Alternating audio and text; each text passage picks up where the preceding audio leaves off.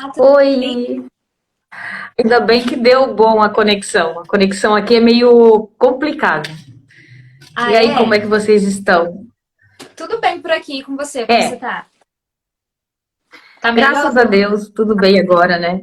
Fez 3 semanas que eu tive o Covid. É, você me falou. Que bom que você tá bem, graças a Deus. Ai, Você foi um, recuperou foi bem, né? um. Nossa, não. É assim, dizem que sim, né? Mas a doença em si, ela é tão complicada que a gente fica tão apavorada com os sintomas e realmente te joga para baixo. E você fica assim, nossa, o que que é isso? Parece uma coisa muito diferente, não tem nada a ver com gripe. E aí eu me achei assim muito fraca. Eu nunca, há muito tempo, acho que eu nunca me senti tão fraca como com esse vírus. Eu pensei assim, a gente luta um dia de cada vez. Você só começa a melhorar após o 8º dia. Nossa, mas É ainda bem que você muito agora difícil. tá bem. Eu fico É, muito 3 semanas com toda a feliz. medicação, marido médico, não teve como, né? Teve que Ah, curar. que bom, que Graças a bom. Deus. Graças a Então Deus. você vai contar um pouquinho dessas suas experiências aí no Egito. Que você também é. Você é médica, né? Você falou é dentista? Eu sou dentista, eu me chamo Simone, eu estou aqui há 4 anos no Egito. Eu me converti 1 ano e meio, mais ou menos, antes de eu me casar, e aí apareceu o meu esposo. Foi por internet? Foi, mas eu vim aqui primeiro com uma colega. Aí eu conheci ele, e ele é médico, e aí tinha tudo muito a ver, né? Porque nós estávamos. Tudo a Como ver. a gente se conheceu? A gente estava num grupo de médicos, dentistas, profissionais de saúde de todo o mundo, especialmente que falavam árabe, porque eu estava querendo desenvolver a língua, eu estava aprendendo já no Brasil também, e eu estava naquela de ir para Dubai trabalhar como dentista, eu e mais outros dentistas do Brasil. Éramos um grupo de Aham. 5 e nós tínhamos isso. E então, por causa disso, eu estava nesse grupo de árabes para tentar a língua e para entender a população desses países. E aí aparece o meu esposo com um amigo em comum ali, com uma conversa assim estranha, dizendo se eu queria vir trabalhar ao Egito e passear ao mesmo tempo que ele arranjava para mim. E aquilo deu uma conversa que depois foi dando em casamento. Deu em casamento. Não passou um mês, ele já me pediu em casamento. E aí, por acaso, deu tudo certo. E aí eu vim com uma amiga, passado uns meses, né? Uns 6 meses mais ou menos eu vim aqui visitar. E depois de 2 meses eu vim de vez, porque aí foi a festa, né? A festa, aí a minha Nossa, família também veio. eu vou me Foi bem apresentar engraçado. O meu rapidinho, casamento tá no aí a gente YouTube, né? mergulha. Porque Ah, você tem canal no YouTube também? eu tenho para mostrar às pessoas como é que é a vida aqui, como é que é as coisas no Legal. supermercado. É, Que tenho. bacana. Vou me apresentar rapidinho, daí a gente mergulha de vez na vida no Egito. Gente, só para quem está chegando aqui e não me conhece, meu nome é Suzane, mas todo mundo me chama de Sul. Eu viajo sozinha desde 2016 e aqui no Comigo Por Aí eu ensino as mulheres, as meninas que querem viajar só e têm medo, não sabem como viajar e como gastar pouco Uhum. também. Então, eu uso meu perfil para isso. Para dar dicas de foto, Londres e muito mais. E hoje eu moro em Londres, porque o meu esposo ele é britânico e a gente mora aqui e eu mostro um pouquinho da vida, dos passeios por aqui. Então agora a gente vai saber mais da Simone. Então, Simone, você foi, mas por que Dubai? Por que o Egito? Por que essa paixão pela cultura árabe? Como que começou isso? Olha, é porque assim, eu morei desde criancinha em Portugal. Por isso eu sei falar português Aham, de Portugal também. E meu pai era de aham. lá e então arrastou-nos para lá pequenininhos. E eu morei muitos anos fora do Brasil. Eu só voltei ao Brasil umas 2 vezes. Então eu não me esqueci de alguma coisa da infância, mas eu desliguei da sociedade. Então eu não me encaixava mais no perfil brasileiro.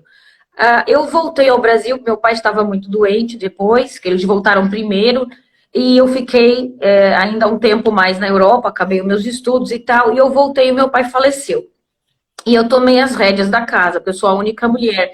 Os outros são militares, e aí já viu, mãe tem que ficar com filha. E aí eu assumi as coisas, e aí eu comecei a tirar um curso no Brasil também. Eu estava até fazendo uma especialização quando meu pai faleceu, mas aí ao mesmo tempo comecei, então, pronto, papai morreu, vamos tocar o. Eu só trabalhava de domingo a domingo, domingo a domingo, eu não queria mais nada, só estar em casa e na internet. Eu não me encaixava disso de. E eu não estava convertida ainda. praticamente tinha minha religião, mas eu não era praticante. E então eu ficava mais em casa o tempo todo, não gostava de baladas, não era de cervejas, nem de bebedeiras, essas coisas, eu não fui criada nisso. Até porque Portugal também, para quem foi criado lá de base, é uma sociedade um pouco de valores, é mais fechada também, né? Você está aí na Europa, já viu que é bem diferente. As pessoas ainda mantêm, apesar da modernidade, mais valores do que realmente o Brasil é um país super aberto a tudo. E eu não fui criada assim, então aquilo me assustava, e assustava a violência. E a parte de trabalho também era um pouco... Eu noto que existe muito não cumprimento de regras das leis trabalhistas no Brasil, ainda é muito... cumprem assim, né? Muitas vezes não fazem contrato, a maior parte eles puxam para eles. E eu também não estava Você acostumada a ficou isso. muito Na em Europa era Portugal? tudo muito certo. 24 anos, Você foi se desde formou... quase... Não, mas você se Formei, formou lá formei em também? Ou você... Portugal e tirei também no Brasil. Eu também tirei no Brasil a graduação. Em Portugal foi pública e no Brasil, para acelerar, eu peguei e coloquei particular. E aí eu estava Uhum. tocando também um curso de implantes e tudo na época, e eu estava estudando, né? E nisso que o pai falece, eu tomo as rédeas da casa, minha mãe fica só em casa cuidando das minhas coisas e dela também, porque é para ela não ficar pensando só naquilo, e criamos ali um ambiente até equilibrado. Mas eu não era feliz, digamos que eu não era feliz no Brasil. Eu gosto do Brasil, gosto da comida, eu gosto muito da paisagem, mas eu não me encaixo naquele tipo de sociedade tão, sabe, às vezes Aham. tão... Me choca, algumas coisas me chocam. E aí eu acabei começando a entrar muito na internet, comecei a estudar o islamismo porque eu tinha uns árabes na minha turma, umas pessoas do Líbano, e que eles eram muçulmanos, e aquilo me chamava muito a atenção. E eu comecei a estudar Aham. inglês em casa, e também estava nesses grupos quando, então, conheci o maridão. Aí foi assim uma coisa assim que foram do pai falecer até eu casar, foram uns 3 anos, quase. Uns 3 anos. Quase três Foi anos. um pouco É. rápido, né? A gente tem uma pergunta aqui. Gente, essas perguntas, se vocês puderem colocar na interrogaçãozinha, vai ficar melhor para ficar mais arrumadinho para a Isso. Simone poder ver também. Até para Tem uma você, né? interrogação Porque aqui do vai lado. subindo e a gente não vai vendo as perguntas. Aqui, ó, estão perguntando qual é o país mais seguro, na sua opinião, o Brasil ou o Egito? O Egito, 100%. Eu aqui, Você é acha assim, mesmo? aqui não está isento de crimes, mas aqui existe pena de morte. Então, Aham. todo mundo pensa 2 vezes em ir para uma cadeia aqui. O governo é republicano, democrático, mas o presidente é militar. E então, o regime militar é mais forte do que a própria república, no fundo. E então, é assim, eu acho que tem leis, pelo menos essas leis criminais são muito pesadas, né? Especialmente com a droga, mas ele já tem tribunal, se houver um roubo, ninguém vai cortar a mão do fulano, porque ele roubou, vai para tribunal, vai à luta, vai ali ver quantos anos vai pegar. Mas é assim, existe prisão perpétua e a forca. Então é assim, eu ando segura porque eu ando de noite. O árabe tem uma vida noturna. O Egito nunca fecha nada, praticamente, se não fosse a pandemia, não fechavam. Eles estão Aham. sempre 24 horas abertos. Qualquer hora que você for na rua, você tem supermercado, você tem tudo aberto. E aquilo me dava uma felicidade, chegar na rua, poder comprar qualquer coisa, não, e tá sempre aquele burburinho, o trânsito não parava. Vocês falam que São Paulo não dorme? É porque vocês não conhecem o Cairo, gente. O Cairo Aham. não dorme. Não dorme. Você, a qualquer hora, você compra de tudo que você imaginar no meio da rua. E eu achei E aquilo como que é para uma fantástico. mulher E aí? olha, vem muitas mulheres aqui sozinhas, porque existe a lei do turista também, né, que protege o turista contra assédio dos vendedores e essas coisas. E eles sabem que a lei pega muito pesado se eles atacarem pessoas que não são do país, entendeu? Porque é mais forte ainda, por causa das relações internacionais, eles vão punir muito pior do que se fosse um egípcio daqui com uma egípcia. Mas, assim, o pessoal reclama muito do assédio. O assédio deles é muito de boca para fora. Eu não vejo muito de apalpar ou de pegar, não. Se você soubesse colocar, não ficar de muitos risos, porque o brasileiro tem muita mania de rir e sorrir a toda hora, né? A gente não, até para dizer uma obrigada, a gente está já mostrando os dentes. Então, isso aqui tem que Aham. evitar um pouco. Não é comum a mulher ficar sorrindo para homens que não conhecem. Então, a gente pega lá, só faz assim com a cabeça, dá Um ligeiro sorriso, não precisa ficar, ai, você é muito simpático. Não, nada de gracinha. Se você estiver na sua, com a roupa decente, você não vai ter assédio. Você não vai ter assédio. Eu Então, nunca no tive caso, problema. Então, eu moro também, eu não moro no Cairo, eu estou bem afastada. Eu estou aqui numa praia, no norte do Egito, e então essa praia é a menos problemática, assim, em termos de assédio. Mas eu realmente eu só sofri, assim, pessoas falando, oi, que linda, porque eles têm a mania de chamar você de mel. Então eles dizem, ai, é linda como mel, essas coisas, para chamar a atenção das meninas quando passa. Mas isso é normal em qualquer idade, em qualquer país, o homem é homem, né? infelizmente, isso ainda é normal, né? Porque é bem constrangedor. Simone, eu queria te perguntar, Oi. em questão de praia, que você falou que você mora perto da praia. As meninas aí que Isso. não são, no caso, elas usam biquíni ou maiô? Como que é a roupa de ir pra praia? Olha, nas praias públicas você não vê os biquínis, se você não vê. Você vê os cristãos daqui usarem tipo shortinho de ciclista e regata, mas com o mesmo material do que é feito os biquínis, eles fazem no gênero de umas regatas compridinha que tapam a cintura, que tapam o quadril. As crianças, você às vezes vê eles com algum biquíni, mas também é raridade. Só nas praias particulares, porque aqui no Egito quase todas as praias têm resorts e hotéis com praia privativa. E ali você vê estrangeiros com biquíni, sim, sem Ah, problema. entendi. Mas topless não. Mas Topless mas no lugar mais aberto não é comum, né? não é proibido, mas você vai se sentir mal. Não é proibido. Mas você vai se sentir constrangida porque você não tem ninguém igual. Você vai ver todo mundo muito tapado. Até eles tomam banho até de roupa, porque quase que 80% não sabe nadar. Se não for, até mais. Ah, é? Eu não vou querer abusar, mas 80% não sabe nadar. Aqui eu chamo que é o país Nossa, das boias. Eles vendem muitas boias, então eles ficam já satisfeitos de estarem na água, se refrescando, brincando com as crianças e com as boias. Então eles não ligam de nadar. Então é um entendi. pouco Eles assim, têm uma... eles entram de roupa. Às vezes eu tô assim, ó, como eu estou, eu vou lá e entro na água, não tem problema. Sério? Você consegue entrar na água assim Verdade. já? Eu não, eu tenho o burkini, que é feito com aquele material do próprio biquíni, porque eu prefiro, mas ao mesmo tempo eu gostei, porque a sensação é estranha, mas depois você se acostuma e ele protege você da água. É como se fosse as roupas dos surfistas. Um pouco Sim. assim, Ah, legal. Eu tinha protege uma você da pergunta água, do aqui. sol. O nível de vida é caro no Egito? Eu sonho em ver as pirâmides e andar de barco no Rio Nilo. Luiz, a gente já vai saber um Não, é pouquinho tudo mais sobre isso. barato. É caro? O que que Olha, você acha? isso, para o dinheiro brasileiro, tá valendo quase 3 por um. Quando eu cheguei aqui há 4 anos, era 5 por um. Então, o brasileiro vinha para aqui, gastava e fazia uma viagem maravilhosa. E continua ainda sendo um país barato para viajar. A comida é relativamente barata. Você já consegue um hotel no Cairo, em frente ao Nilo, 4 estrelas, que já é um hotelzão, e com café da manhã por R$ 90 a diária. Nossa, Então, não é caro. preço. Não, E para entre você que 90 trabalha, vai a cento e pouco. Você consegue. Eu trabalho quanto eu quero, né? Eu não trabalho direto porque eu trabalho por conta própria, praticamente. Eu não quis trabalhar para. Primeiro você tem que conhecer a comunidade, né? As necessidades de cada um. Porque é totalmente diferente aqui, de atender no Brasil, de atender em Portugal, completamente diferente.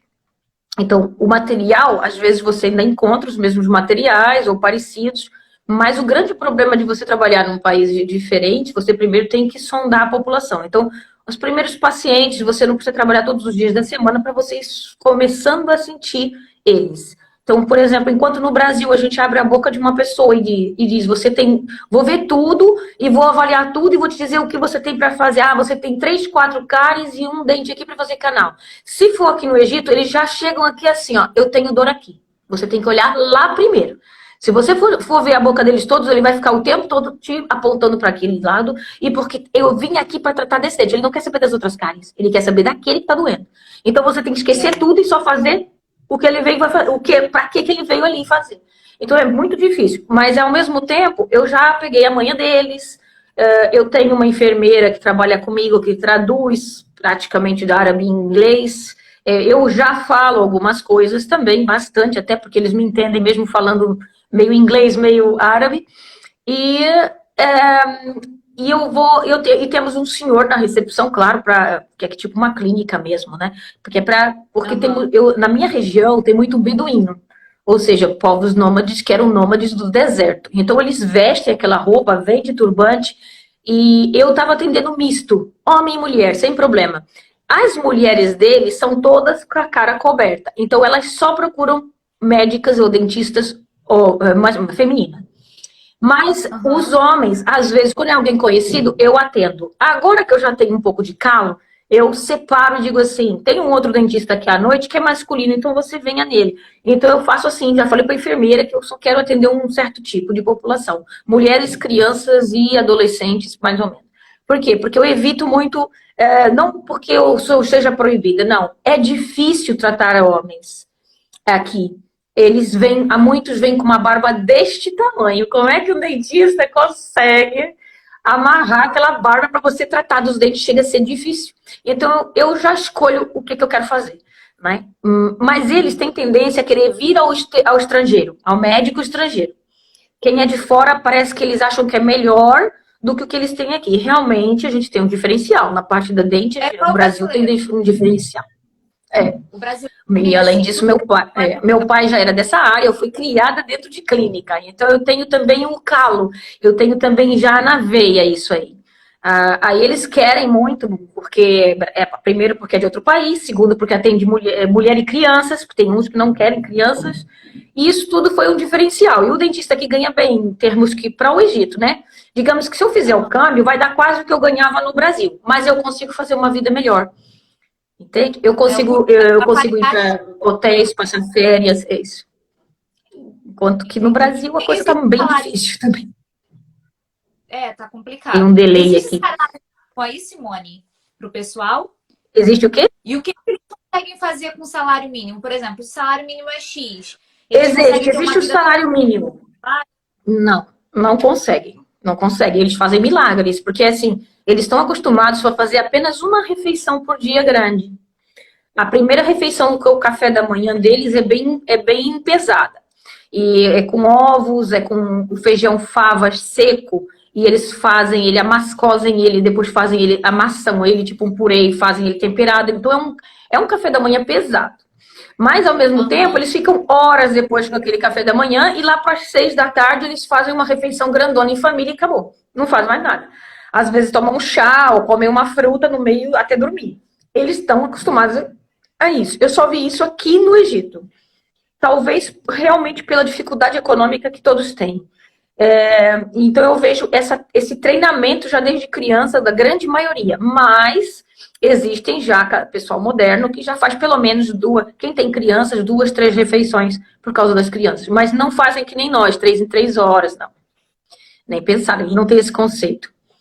Eu, quando cheguei aqui, eu ficava assim, mas vamos parar para almoçar? Já são tantas horas? Isso, para mim, no primeiro ano, foi a grande dificuldade. Os horários. Nem foi tanto a língua, foi os horários e algumas peculiaridades da cultura. Que a gente fica assim, mais retraída. O que você poderia colocar pra gente que foi mais diferente para você, assim, quando você chegou? As maiores diferenças, né? Entre o Egito, Portugal e o Brasil. E também a questão de alimentação. É muito diferente? Olha, a língua é muito diferente. Então, a escrita, né? Porque se fosse a língua já é difícil quando já é língua diferente, mas é na mesma letrinha. Agora aqui as letrinhas são diferentes demais. Então, eu fiz um curso no Brasil, 3 meses de língua árabe, escrita e leitura. Isso me deu uma grande bagagem para quando chegar aqui acelerar um pouquinho. Aí ajudou muito. Eu consegui, mas a língua te prende, porque eu não conseguia sair na rua sozinha, eu tinha que ir ou com alguém conhecido, eu tinha que estar esperando meu marido sair do hospital pra gente fazer algumas compras, ou ele sempre trazia. Mas eu sair na rua sozinha, não saía. Hoje eu já consigo fazer isso. Depois de um tempo, você já começa a manejar um pouco para você pegar um táxi, para você saber o dinheiro, né? Para conhecer o dinheiro e também conhecer como falar que é tanto e entender o que ele está te pedindo. Então, a maior dificuldade é essa. E os horários, que assim, eles não têm horário. Eles dormem super tarde, eles dormem 3, 4 da manhã. Eles não têm horário de acordar. No Egito, praticamente as lojas só abrem. Quer dizer, além de você estar com tudo sempre aberto, eles só realmente começam a trabalhar, a funcionar, as pessoas na rua, você só vai ver isso muitas vezes só assim para a parte da tarde. Especialmente no verão, eles só saem depois do sol já se pôr. Eles amam estar passeando na noite. Eles não gostam muito de sair durante o dia, não. Só quem tem criança que tem que ir para a escola e talvez as mães ainda vai até a feirinha buscar alguma coisa, mas ninguém acorda antes do meio-dia. É que é tudo mais ou menos assim que funciona. Se a criança vai para a escola, a mãe volta a dormir. É assim que funciona. Nossa! É bem diferente, Por né? causa do Então, calor, essa né? Realmente, por causa do calor. uma das maiores diferenças para você? O que você olhou assim Foi e pensou, porque o horário. Então, eu estava acostumada, eu montei um mini ginásio em casa, porque aqui na minha região não tinha ginásio legal para as mulheres, era horrível. Elas não querem pegar mais do que 2,5 kg, porque diz que vai ficar com o braço. Elas não são de fazer exercício, primeiro, ponto. Então, o pouco exercício que fazem chega a ser ridículo. Aí, eu, para não estar me expondo, porque também por ser esposa de médico, todo mundo conhece ele, eu também conhece a mim, eu montei um mini ginásio em casa para eu fazer algumas coisas. Eu já estava prevendo a pandemia.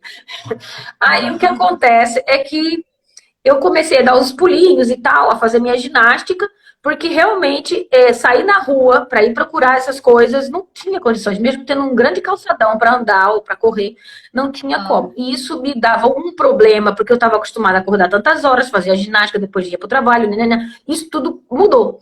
Eu não tinha mais horário de acordar, tanto eu acordava às 11, como eu acordava meio-dia, como já às vezes era 1 da tarde, como depois aí eu comia, aí eu já não conseguia fazer ginástica porque eu tava com a barriga cheia, aí eu ficava com raiva de mim mesma, porque eu não conseguia fazer um controle, um horário. Só depois do primeiro ano é que isso começou a se encaixar, a alimentação deles, os horários deles, e eu me acostumar, e aí eu consegui manejar as minhas coisas, porque foi muito complicado no início. Mas eu não me desesperei. Eu não me desesperei. Portugal não. Portugal acho que segue o sistema meio que europeu. É tudo pontualíssimo, tentam ser tudo ali bonitinho, tudo certinho, nada fora das regras, né? Então a não tenho gente nem razão de queixa. Gente, por favor, quem for perguntar, não esquece, é na interrogação, tá? Porque é muita gente falando, às vezes a gente perde a pergunta. Eu vi que tinha uma pergunta aqui, mas eu já. Peraí, aqui. Se você achou muito diferente a vestimenta, se você viu muita diferença quando você chegou, você estranhou? O pessoal, as mulheres vestidas mais... Olha, a primeira vez que eu vim com a minha amiga, eu senti um cheiro um cheiro diferente no aeroporto. Eu senti um cheiro de especiarias no ar. Mas aquilo me deu, assim, uma alegria muito grande. É um cheiro de especiarias, assim. A gente tem que... Gente, quando vocês puseram no aeroporto, vocês experimentem. A Itália, por exemplo, toda vez que eu passo por lá, o cheirinho da Itália me lembra muito Portugal, porque o clima é muito frio, aquela sensação térmica é muito idêntica de Portugal. Então, é a Europa, eu falo logo, eu tô na Europa, eu já vi, porque eu vou indo para o Cairo muitas vezes por Roma. E então eu passo muito pelo aeroporto de Roma. E então aí eu me sinto portuguesa de novo, assim, Portugal. E ainda se encontra o pessoal falando, né? E mesmo o estilo, se bem que tem uma diferença entre portugueses e italianos, a gente vê o estilo do homem italiano. Mas é aquilo. Agora tenho vindo mais pela Turquia, porque está tudo fechado, e a Turquia é a única que está fazendo o trajeto para cá.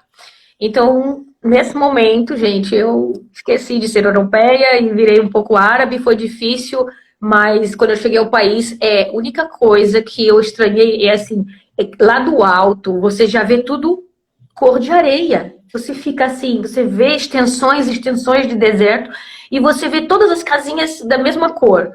E parecendo tudo de barro, ou tudo de areia, feito de areia. Dá a impressão até que se soprar, vai tudo desabar.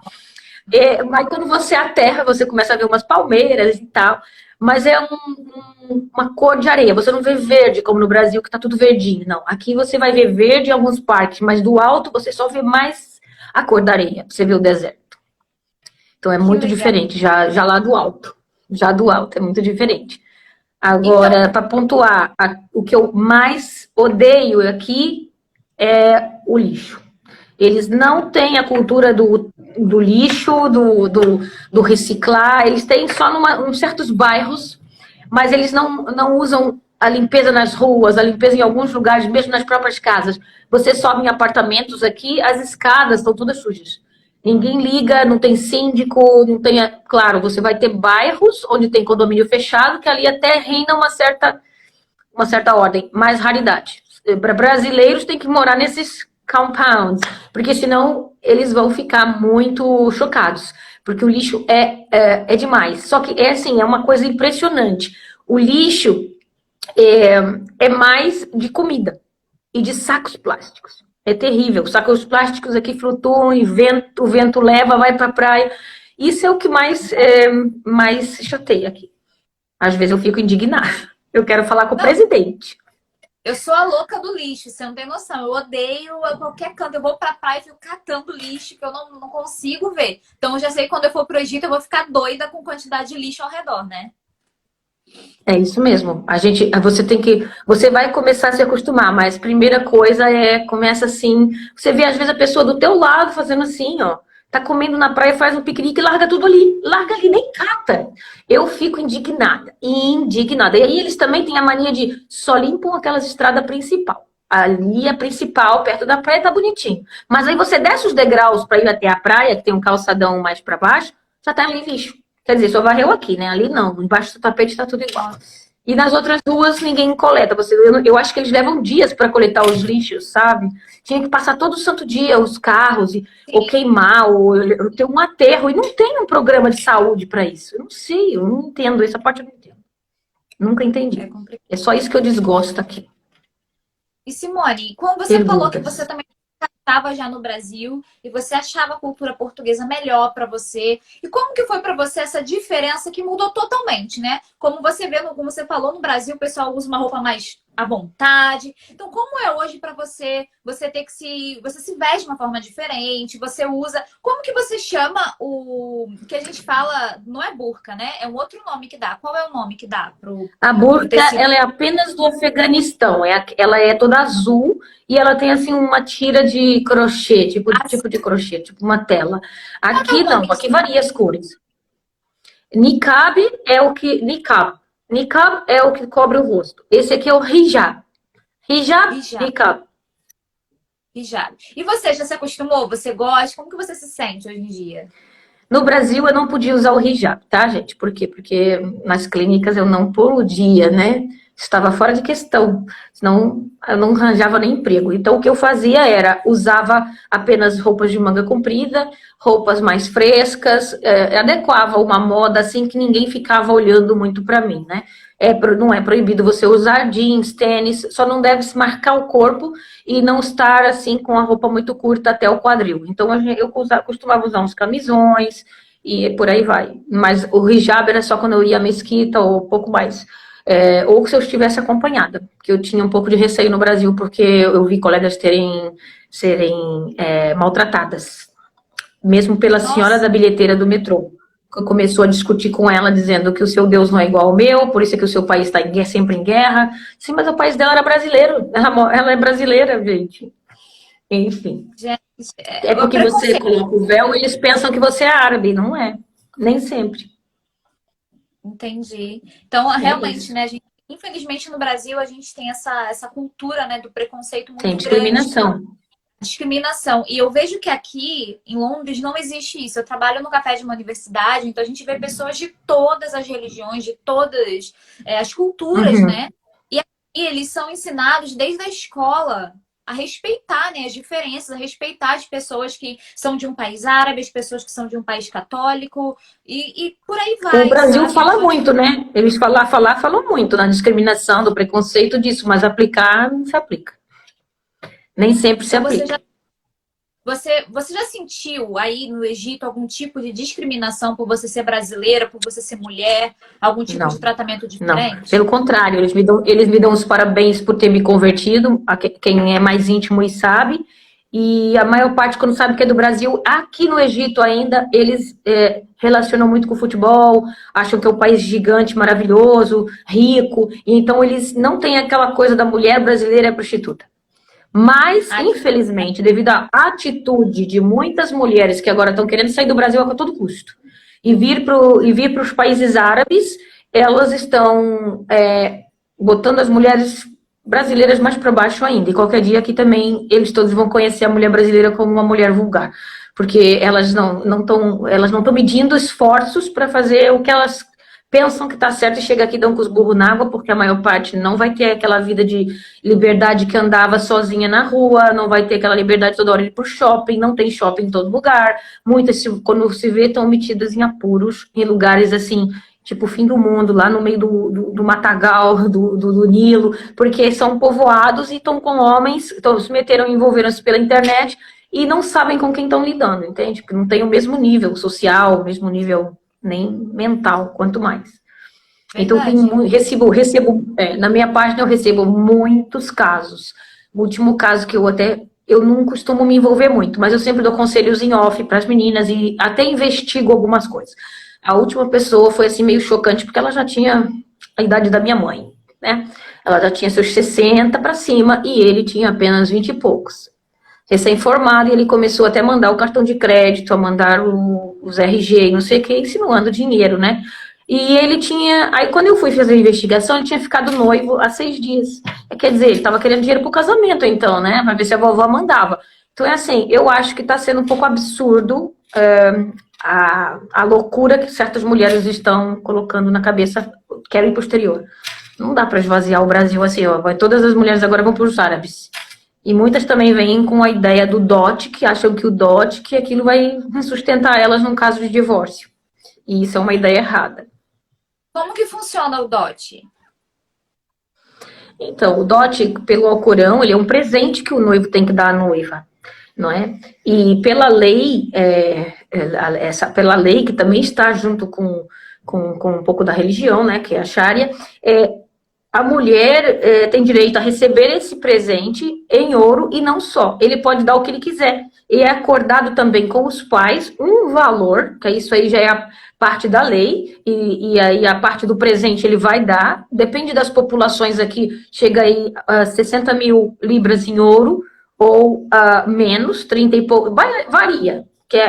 Vai variar muito, porque vai depender muito da noiva, assim, não precisa me dar isso tudo, por que eu vou querer tanto ouro? Tem pessoas que são um pouco mais assim, mas tem umas que vão seguir a lei lá do povoado, por exemplo, nos povoados é mais caro. Aí vão exigir 60, 70 mil libras em ouro. Os beduínos até mais, porque eles têm, nossa, elas vêm carregadas de ouro mesmo. Mas é cultura. E não é obrigatório você dar isso tudo em ouro. Você mesmo pode dizer, mas ele vai ter que te dar um presente, porque se na religião diz que a mulher tem que receber um presente, ele vai dar esse presente em ouro. Então, normalmente elas recebem esses 60 mil, entre 30 e 60 mil. Digamos que, se vocês fizerem aí, né, dividam por 3, vocês vão ver aí, entre 10 mil reais de ouro a 20 mil reais de ouro. Não vai ser muita coisa. Quando você for vender, você vai perder. Só que assim, elas, em caso de divórcio, elas ficam com esse ouro. Ele pode usar em caso de emergência no casamento, se ele precisar de dinheiro, ele pode usar e vender. Então, é assim, é ilusório, tá vendo? Essa mulher, a boa mulher, vai emprestar aquele ouro de volta para o marido para ele pagar as contas ou fazer alguma coisa que ele queira fazer. Mas, ao mesmo tempo, se em caso de divórcio, no contrato de casamento, que não é uma certidão de casamento, o contrato de casamento vem lá atrás, estipulado que ele deu aquela quantia em ouro e que ele ainda vai dar mais um X em caso de divórcio, que não passa muito dos 200 mil libras. O que você faz com isso? Esse dinheiro evapora sim. O máximo que você pode pegar, se ele realmente te pagar, é você comprar um apartamentinho, que ainda dá. Ainda dá para comprar um apartamentinho. Mas a mulher, se tiver filhos, ela tem direito à casa. Então, ela tem direito à casa, tem direito à pensão, porque tudo segue um pouco a mesma lei. O juiz vai decidir a pensão, a casa, isso tudo. Só que, assim, ela tem direito a estar na casa. A casa não é dela. A casa, normalmente, é o homem que traz a casa. Então, ou ele compra, ou ele aluga, a casa é dele. Mas, se ela for penalizada por causa de um divórcio, ela tem filhos, ela fica na casa e ela vai ter direito a sempre ter uma moradia por causa dos filhos. Sim. Mas se ela não tem filhos, como é que faz? Pois aí vai para o tribunal, estipula o juiz vai estipular uma pensão segundo os anos que você teve casada com ele. Que às vezes aquilo ali não te serve para muito para você renovar a sua vida de volta. O que muitas fazem, sem filhos, voltam para casa dos pais. Eu isso aqui vejo direto. Porque a maior parte foge para não pagar as contas, para não pagar as coisas que o juiz decreta, e isso vai rolando, vai diminuindo os anos, e a mulher fica ali empancada. Fica ali empancada até casar de novo. Então ela prefere muitas vezes ir para casa da mãe e fazer a vida dela lá e acabar casando com outra pessoa, para não perder esses direitos. E se ele realmente se quiser uma casa no nome dela, ele tem que escrever, fazer um contrato, tipo um testamento, dizendo que a casa fica para ela, mesmo em caso de não ter filhos. Em caso de divórcio, a casa é dela. Se não tiver no contrato, ela não tem direito. Entendeu? Então é bem difícil, elas ficam iludidas. Quais são as liberdades, os direitos da mulher aí no Egito? E outra coisa que eu ia te perguntar, se a mulher ela não se converter ao islamismo, o egípcio, ele casa com ela mesmo assim? Existe isso? Se você não tivesse se convertido, você poderia se casar com seu esposo? Pode casar cristã e judias. Só pode casar-se com muçulmanos quem for monoteísta. Buda, por exemplo, budistas, essas religiões, não. Só os crentes em um só Deus. Apesar deles, do cristianismo, crer em Cristo como filho de Deus e assim, que já não bate conosco, não tem problema. Mas a religião dominante é a muçulmana. Mesmo que você esteja em outro país, a parte religiosa diz, se você tiver filhos de um muçulmano, você é cristã, mas a criança vai ser muçulmana. Entendeu? Então, é assim que é. Quanto aos direitos das mulheres, eles têm a Constituição com base na lei francesa. Não é somente com a Sharia. Eles têm uma parte da Sharia, porque eles não podem fugir ao islamismo, que é daqui, não é? É quase 100% da população, 10% só são cristãos. E então, eles regulam-se com a Constituição da lei francesa. Os franceses estiveram aqui, colonizaram. Os britânicos também tiveram aqui durante muito tempo. Os ingleses estiveram aqui. Nós temos vários indícios ainda aqui, né? Em Alexandria, a ponte Stanley Bridge, graças aos ingleses, que está lá o estilo inglês completo, lá da época da Segunda Guerra. Então, o que acontece é que, realmente, as pessoas pensam, não, elas não vão ter direito a isso, não, elas têm direito ao salário, elas têm direito de igualdade com o homem, igual, mas podem não cumprir, por quê? Porque você sabe que aí depende da pessoa, né, que está lidando com você. Por exemplo, o salário mínimo é estipulado 2.000 libras, mas é para quem? Para os que trabalham para o Estado. Os públicos, os funcionários públicos. Os outros, eles podem não te pagar, eles podem dizer assim, eu vou te pagar 900. E a pessoa, por pobreza, aceita. Não tem uma lei que vai dizer assim, não, você tem que dar os 2.000 a ela. E porque eles estão com uma dificuldade realmente econômica grande, já dura desde a Primavera Árabe, que foi a revolução que fizeram, né? E a partir daí veio esse governo que eles ainda não estão 100% assim, confiantes e nem satisfeitos, mas mudou muito mais coisas. Então, aqui o que eu vejo é que o ensino também é muito fraco, o ensino deles é fraco, digamos que o público é pior do que o do Brasil, o particular não, o particular aqui é muito caro, aí tem a escola americana árabe, alemã árabe, a inglesa árabe e francesa. Não temos o português, então não adianta trazer os filhos para cá, porque vai ser muito difícil, só os que já são nascidos aqui. Entendi. Então, o que você poderia colocar pra gente, Simone, que é o que você mais gosta no Egito hoje? O que você chegou e você bateu o olho e falou, olha, esse é o lugar pra mim? Sem ser seu esposo, é claro. Olha, a história é muito pesada. A gente sente aquilo no ar, a gente sente a história em onde você pisa. Em toda parte. Você sabe que você vai para o interior pensar, aqui não tem história, você tem lá, ó, no chão, você às vezes está esbarrando com um objeto. É muito típico isso, às vezes, acontecer. E você vê em toda parte restícios da história. Em todo lugar aqui tem alguma coisa. Todo lugar.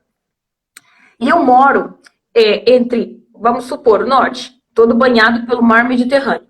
Aí aqui está a Líbia, aqui está a minha cidade, aqui está Alexandria. Então eu estou no meio entre a Líbia e a Alexandria.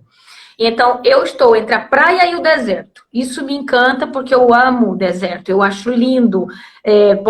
Pode parecer maluquice, mas é bonito de ver a natureza também desses locais. E eu moro perto da Líbia, entre a minha casa e a Líbia, tem um deserto e tem um oásis. E eu amo ir Ai, para lá. O Oásis, o Oásis de Silva. E esse oásis, ele tem águas naturais quentes que saem, que brotam da terra, água doce. E tem outras, que são os banhos sulfúricos, que eles chamam, banhos sulfurosos, que Cleópatra ia para lá se banhar. E aqui onde eu moro é a praia de que Cleópatra vinha com Marco Antônio passar suas férias. Então aqui tem uma praia específica chamada Os Banhos de Cleópatra. Você entra dentro de uma pedra, aí tem duas entradas de água. Aí o mar vem assim, entra e você toma assim, um banho realmente. Você toma um choque, né? Porque aquilo parece uma caverna e vem a água do mar e, puf, e toma você. Então aquilo era o banho de Cleópatra, que ela se sentava lá dentro dessa pedra e ficava lá com seus súditos tomando banho do mar.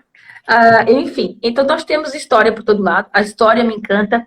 E talvez por eu ter uma história com o meu marido que deu muito certo, a gente é muito cúmplice, a gente é muito unha e carne, não dependentes, mas não sei explicar isso. Ele diz que é de Deus, ele não se explica. Ele só diz que é de Deus, que as almas que se encontram e pronto.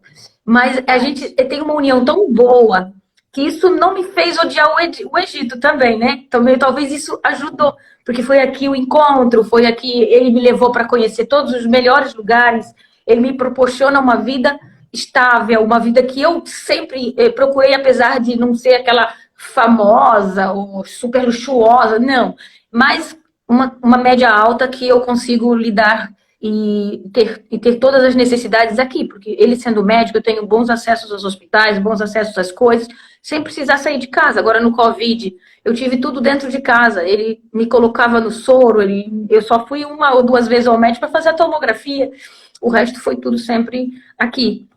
Então, por isso, por essa estabilidade que o Brasil estava lutando diariamente, mesmo como dentista, trabalhando de sol a sol, e eu não estava conseguindo de volta a minha estabilidade. Tinha que lutar muito. Tudo era base de juros, consórcios e não sei o quê. Então, isso já estava... Ai, os boletos do Brasil. Aqui não existe boleto, gente. Aqui o cara ainda bate na porta para cobrar só a luz. Se posso entrar aí? É assim. Aqui ainda é muito isso. Eles gostam de internet só para estar no Facebook. Eles não gostam de informática. Eles gostam ainda de ver, de pagar, de tudo no dinheiro. Tem que ser tudo ali, não vamos ver. Manda uma mensagem no WhatsApp. Não, liga, eu quero ouvir a voz. Eles são assim. O povo muçulmano, o povo árabe, eles gostam de contato. Eles são, nesse aspecto, um pouco meio brasileiros. Eles querem contato, eu quero visual. Não adianta vir aqui com internet com botões, eu quero cara a cara. Então, por isso é que as coisas aqui funcionam devagar. Eles são amigáveis? Eles são muito hospitaleiros, adoram conversar, adoram o estrangeiro quando vem, porque eles estão muito acostumados ao turismo, né? Só que essa história de turismo já é de anos. Anos. Então, todo mundo quer vir ver o Egito. Acho que já desde aquela época dos faraós, né? Porque os faraós encantavam com as coisas que eles fizeram. Você vai no museu, você fica encantada, assim, como é que eles já sabiam fazer cama, sofá, aqueles móveis todos bonitos e tudo em ouro, né? Tudo em ouro, sandália em ouro. Eu tenho um sonho muito grande de visitar o Egito e eu queria muito saber como que é essa parte das pirâmides, a parte do Mar Vermelho, né? Que eu juro pra você, quando eu era criança, né? Pensa no Mar Vermelho, a gente pensa o Mar Vermelho, isso. O Mar Vermelho, ele tem um pouco de união. O Mar Vermelho, ele tem ali um pouco da mesma cor e tudo. Ele é um pouco mais escuro até. O mar aqui, ele é super azul. Lá ele é mais verdinho, digamos assim. Só que você tem corais, você pode fazer mergulho. Eu vi uma foto que a menina tava lá, o Mar Vermelho tava azul, azul, azul. Eu falei, gente, coisa linda. Ele é. Não, a daqui, né, você fica doer os olhos de azul. Você fica assim, não é possível. Tem muito sal, muito sal. A água é mais salgada. E é como lá no Oásis, que eu tava falando. Tem tanto as águas doce e quente, como tem um mar, que é um mar salgado que não... Tipo Mar Morto, nem peixe dá ali. É as salinas, né? Eles têm vários lagos de sal. Então, é uma coisa muito espantosa, porque entre o mar e o deserto, e no meio do deserto você vê a água brotando assim, do nada, e aí você vê coisas lindas que eles fazem, às vezes, no meio do deserto também. como eles são simples no comer, na tenda, aqueles batuques dele, mas é muito gostoso, é muito divertido no verão, mas é assim, no verão, para ir ao deserto, não, vocês não aguentam, tá? Porque aí passa dos 50 graus, ninguém aguenta. Ah, imagina. Eu aconselho vir março, abril, para ir a desertos, março, abril, porque você tanto vai à praia como vai a deserto.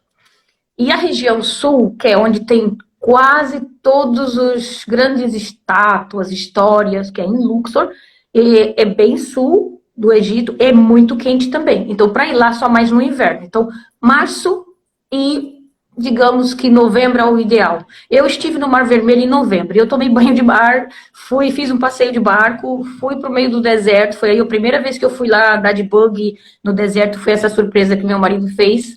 Ele já estava me esperando para a gente tratar dos papéis do casamento. Quando eu vim conhecer ele, mas eu já vim preparado. E aí foi tudo feito aqui. E aí eu voltei para o Brasil, aí passado 2, 3 meses a gente resolveu a festa, porque aqui enquanto não houver a festa, a noiva não pode dormir com o noivo. É um pouco isso. Sim. E quantos dias você indica ficar aí no Egito? Locais? Quantos dias? Olha, uma semana é pouco. Vocês vão chorar que querem ver mais. Então, o mínimo 15 dias. Pelo menos 15 dias para vocês correrem norte a sul. Vocês vão ter que, pelo menos, por exemplo, no sul, é 9 horas daquele trem-cama. Tem um trem que é tipo um trem-hotel, que você vai de Luxor até o Cairo. São pelo menos 9 horas. De Alexandria são 12. Então, é muito longe. Então, você vai perder um dia para lá, um dia para cá. Então, você já tem que contar com isso. E lá, você pelo menos precisa de 3 dias para visitar o Vale dos Reis, o Vale das Rainhas, aqueles templos maravilhosos e fazer a viagem de balão. Porque lá tem a viagem de balão. Igual na Capadócia, só que lá é mais plano. Lá é plano, você cai no meio do deserto, você vê os campos à volta do Nilo, você atravessa o Nilo, então é bonito. E aí a gente tem colegas lá também. É muito bonito, é muito bonito. A parte sul é muito bonita. O único problema realmente é o calor. Meio que eu estive lá antes do Covid aparecer aí, né? Entre fevereiro e março. Inverno. Lá já estava 30 e poucos graus durante o dia. E eu já estava surtando, porque é complicado. Então não dá, tem que programar porque o Egito, ele tem, a parte norte, ela é mais fria. E o interior, assim, perto do Nilo, também o inverno é meio rigorosinho. Tem muito nevoeiro. Mas as partes sul e deserto nunca mudam muito. No inverno é 30 graus. No verão é 50. Então você tem que escolher uma época em que você consiga ver tanto as praias como ver o deserto. Que loucura, né? 30 graus no inverno, é impressionante. Aqui em Matu faz 5 graus no inverno.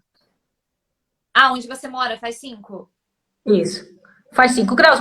Eu tô em frente à Turquia. É só atravessar aqui o mar, eu tô na Turquia. Então, a Turquia é toda fria na Europa. Então, os ventos da Europa vêm para cá. Até granizo, às vezes, cai aqui. Calor aí para você. Por enquanto, agora aqui, por exemplo, estamos quase já entrando no inverno, né? Estamos no outono. Hoje tá 15 graus. Para mim tá calor. Porque eu tô acostumada a Portugal, era muito mais calor. Muito mais frio. Para mim é boa. Aqui tá muito frio hoje. Essa pergunta que eu vou te fazer agora, ela é uma pergunta que eu já sei a resposta, porque pelo que eu já percebo do seu gosto, né? Você tem vontade de morar no Brasil ou em Portugal de novo, sair do Egito? Eu já acho que eu já sei a sua resposta. Nesse momento, eu tô muito bem aqui. O meu marido nem quis sair mais, mesmo por causa que ele vê que eu tô feliz. Assim, se eu tivesse que escolher, eu ia para Portugal. Eu iria para Portugal, porque eu já conheço mais, eu estou lá, já estive lá há muitos anos, já tenho família ainda lá também, mas de qualquer forma eu consigo lidar já numa população até que eu também, mas eu acho que meu marido ia sofrer. Até sofreria mais no Portugal do que talvez no Brasil, até porque eu acho que existe mais discriminação lá contra árabes do que aqui, por causa da história dos extremistas, dos terroristas, e acham que isso tudo é culpa das pessoas normais, que não tem culpa nenhuma, né? Além disso, existe sempre uma política atrás dessas coisas e, enfim, não tem nada a ver com a religião, né? Tem mais a ver com a política mesmo. E a gente ainda pensou na hipótese de, depois do casamento, passar um tempo lá no Brasil, até por minha mãe ainda estar sozinha, né, com meu irmão. Aí a gente foi ver, o Brasil não facilita, ele não facilita nada. Tem que fazer prova de português, ele tem que se submeter a teste de medicina, ele tem que se submeter a várias coisas, inclusive ao teste oral, escrito e várias outras coisas de português, que vai levar anos, pelo menos uns 2 anos, aprender a língua, aprender tudo e fazer os testes, e passar nos testes, porque depois aquilo assim, abre um editorial para fazer um teste em outubro ou agosto. A partir de agosto, às vezes, abre o editorial, você vai fazer setembro, outubro as provas, e só vai sair o resultado em janeiro do outro ano. Aí você vai rolando. Eu acho que o Brasil enrola demais em protocolos, em porcaria de burocracias, e não anda. Não anda. Então não facilita. Então a gente pensou, vamos até a Arábia Saudita, talvez para acelerar, assim, ganhar um dinheiro fora. Eles, todos os árabes têm um pouco isso na cabeça. Vamos ganhar um dinheiro fora e vamos trazer para dentro. Mas não teve essa necessidade, a gente tem casa própria aqui.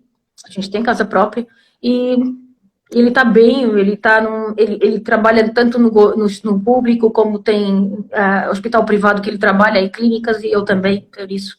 Com a família já então, assim organizada, eu acho que eu não sairia do Egito. Então, Simone, infelizmente o nosso tempo já está acabando, a gente já está chegando ao finalzinho. E eu queria te pedir, te perguntar, o que você diria para o pessoal que está assistindo a gente, que tem o sonho, né, de morar fora, tem o sonho de morar no Egito, ou tem até mesmo o sonho de passear como eu, que o Egito é um sonho para mim. Qual a mensagem que você deixaria para o pessoal que quer ir para aí? Olha, antes de... Abram bem os vossos corações. Para quem nunca saiu do Brasil, é complicado. Para quem já tinha viajado como eu, já tinha contato com outras culturas e já tinha rodado a Europa, Marrocos, então a gente já tem uma outra visão. É assim, você é o diferente, não eles. Você está na terra deles, então não pode mudá-los, você vai ter que se adaptar. Então você vai ver muitas coisas que às vezes você acha certo ou você acha errado, mas você tem que abrir o seu coração que você em Roma seja romano. Então você é o diferente, não eles. É aquilo, eu não gosto do lixo, eles têm essa cultura, para eles nem se importam, eles passam assim um monte de lixo para eles, tá ok. Eles não se importam, é algo cultural, que cultura é uma coisa muito complicada às vezes de se explicar. Então, querem investir no Egito, invistam na área da comida, que é uma área que está saindo muito agora, e agora como está vindo muitos brasileiros, é necessário padarias, mercearias, coisas com importação do Brasil, cabelo, tá? A área da estética aqui, especialmente cabelo, é o indicado. Então, e a área da saúde, você tem que colocar os seus papéis para poder pedir equivalência, mas você consegue também, não é difícil. Eles até facilitam muito as coisas, eu acho que eles facilitam até demais, que é para poder isso evoluir. E desses 4 anos que eu estou aqui, eu realmente posso dizer que mudou muita coisa. Muito, tem muito brasileiro agora no Cairo. Estão até já tem uns quitutes brasileiros aparecendo. E daqui a pouco a gente já vai tendo aqui produtos brasileiros também, porque já temos alguns. Mas a nossa farofinha, o feijão preto, nem sempre aparece. É muito raro o feijãozinho preto aparecer. Mandioca não existe aqui. Ai, eu fico... não há mandioca nesse país. Estou na África e não tem mandioca. Mas é assim. A gente tem que se adaptar, abra o vosso coração e saibam das leis certinhas. Estudem a cultura e também estudem um pouco da religião. Porque a maior parte das atitudes deles estão baseadas na religião. Tá? E aí você fica assim, ai, mas por que a mulher vai pro banco de trás do carro? Machista. Não, ele está te protegendo do olhar estranho. Ele está te protegendo de você ter algum assédio ou alguma coisa que é indelicada. Então, é assim, existem certas coisas que... ai, mas a mulher está falando muito alto. A mulher aqui fala muito suave, tem que falar mais suave, não ri tão alto. Não é obrigatório, mas você vai chamar atenção, o pessoal vai ficar te olhando. E você vai ver elas todas quietas no caminho delas, andando sem... Mas você vê a garotada adolescente em todo lado. E as meninas aqui, quando se juntam todas da escola, elas também falam alto, riem, brincam como qualquer outro país. Então não existe também aquela prisão como o povo pensa que a pessoa está com corda no pescoço, não pode fazer nada. Não, faz.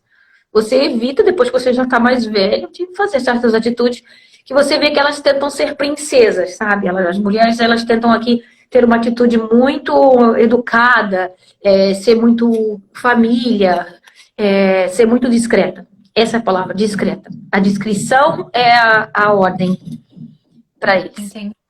Mas fora disso, eles são um povo muito, muito, muito hospitaleiro, muito moderno já. Então, o litoral todo, vocês vão ficar assim, nossa, eu tô no exterior, eu não tô no Egito. Porque eles estão acostumados ao estrangeiro. Vem muita gente pra cá, gente. Vocês não sabem, todo mundo tem o sonho daquelas pirâmides lá. E não se cansa, sabe? A gente vai lá uma vez, quer ir a segunda, quer ir a terceira.